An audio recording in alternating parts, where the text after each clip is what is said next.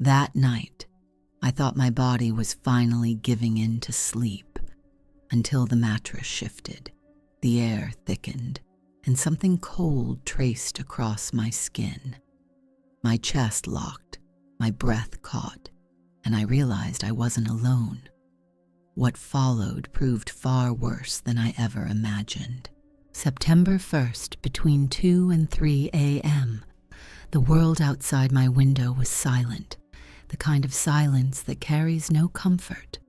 Only the faint orange glow of a street lamp seeped through the curtains, painting the walls in a weak halo of light. Inside, the quiet pressed harder, heavier, as if it wasn't absence, but presence. I lay on my side, one arm folded beneath the pillow, the blanket twisted around my waist. The strap of my nightdress slid lower across my shoulder, and I pulled the sheet up absent-mindedly until the mattress dipped beneath me. At first, I thought it was my imagination, the weight of exhaustion playing tricks on me. But then it came again, deeper, slower, deliberate. My body stiffened. My fingers gripped the blanket tighter, my legs tensing instinctively. Was it possible someone had slipped into the room? Would opening my eyes prove it or make it worse? A cold trace brushed along my calf, so subtle I might have dismissed it if it hadn't lingered. It slid upward, tracing the line of my skin as though memorizing me. My lips parted around a small gasp, and goosebumps raced across my body. Why didn't I move? Why did I tremble as though waiting for more? The air thickened, carrying a scent that didn't belong, wet earth, faint sweetness, curling through the stillness. I inhaled because I had no choice, and the dizziness that followed made my chest rise in shallow bursts. Could it be real? Or was I already trapped in some waking dream I couldn't escape? Heat gathered suddenly at the base of my neck, breath curling upward along my ear. My pulse stumbled, my thighs pressed together, and every nerve screamed both fear and something I refused to name. No words were spoken, but the meaning was undeniable. Be still. I froze, my body betraying me with shivers I couldn't control. My lips parted in silence, and I hated how easily my fear blurred into something darker. Would it feel that weakness? Was that the very thing it wanted?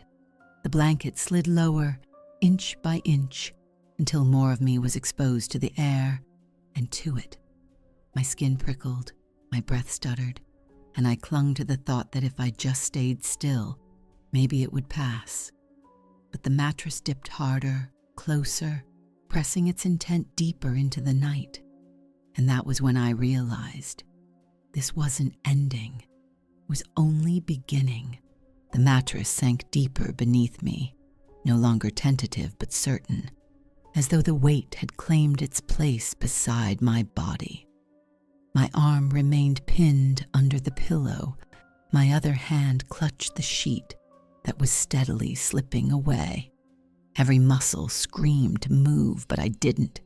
Could I even fight something I couldn't see? Would struggling make it stop, or make it want me more? The touch came again, firmer now, sliding from my hip across my waist in a slow, deliberate path.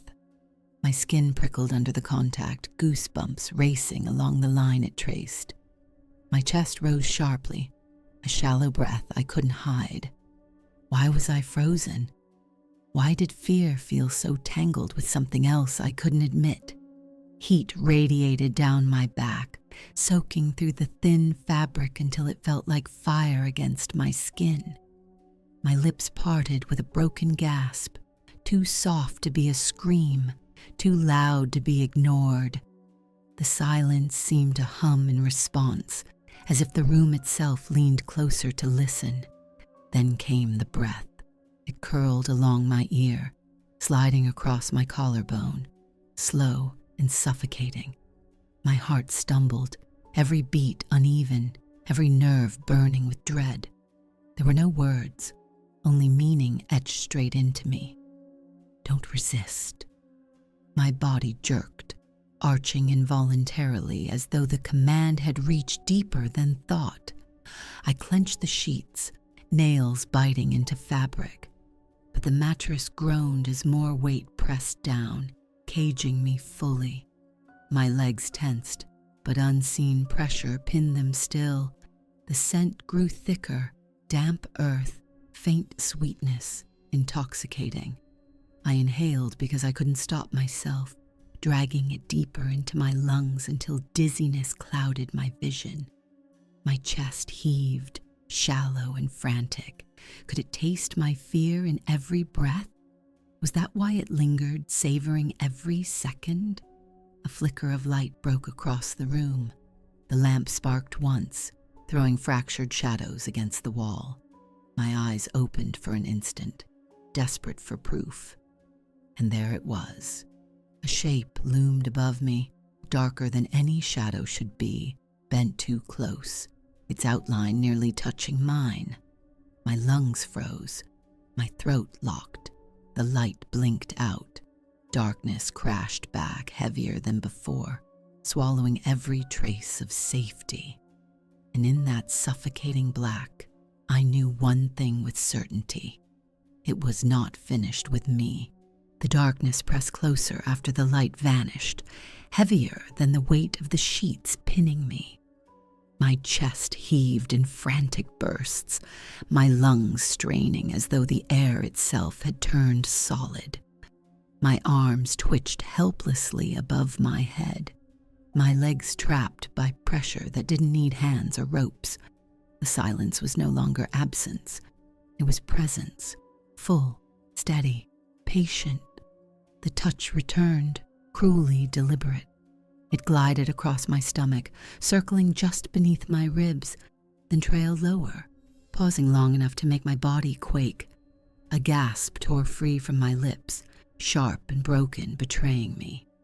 Shame flared hot across my skin, but the presence seemed to savor it, lowering further, pressing its intent deeper into me. Breath cascaded along my neck, spilling across my collarbone, curling at my ear.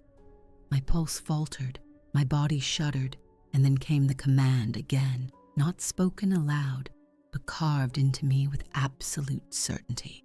Still. The word reverberated inside my bones, a brand that left me trembling harder, unable to disobey. The sheets tightened even more, stretching around my body like restraints. My nails clawed desperately at the fabric beneath me, but it refused to give. The scent thickened, earthy, sweet, intoxicating, wrapping around me until thought itself blurred. I couldn't move, couldn't breathe without feeling it seep deeper into me. And then, suddenly, it stopped. The weight lifted, the warmth dissolved, the air cooled. For a fleeting heartbeat, I believed I was free. My body collapsed into the mattress, every muscle trembling with release. I opened my eyes cautiously, scanning the room, the dresser, the chair, the curtain, all still, all ordinary. But then I saw the blanket, two deep indentations pressed into the fabric at my sides, knees planted firmly into the bed, right where nothing should be. My stomach dropped. My pulse roared in my ears. I couldn't breathe as they began to move, dragging slowly forward, closer and closer to my hips. I squeezed my eyes shut, whispering for it to end. When I opened them again, the marks were gone. The fabric lay smooth, the room eerily still. But the silence was different now. It was heavier, expectant, a promise. Even now, when I try to sleep, I feel it. The dip of the mattress, the heat at my skin, the command pressed into me. Because once something chooses you in the dark, you never sleep alone again. Have you ever felt something unseen touch you in the night? Share your story in the comments. I want to know. Subscribe to Paranormal Sleep for more chilling midnight encounters, because the next one might be yours. Have you ever felt something brush against your skin in the dark when you knew you were alone? Share your experience in the comments. I read them all, and your story might inspire the next episode. Don't forget to subscribe to Paranormal Sleep and turn on the notification bell so you never miss a midnight premiere. If this story sent chills through you, leave a like. It helps bring more terrifying encounters to life. Join our community of night watchers and keep the shadows close. Because one night, the next story could be yours.